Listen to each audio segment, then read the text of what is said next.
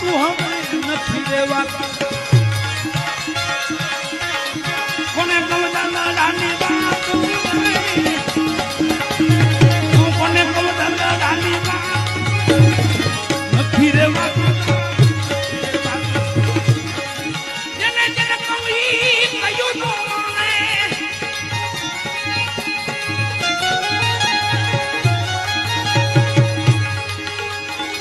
જેને જેને કહું કયું નો માને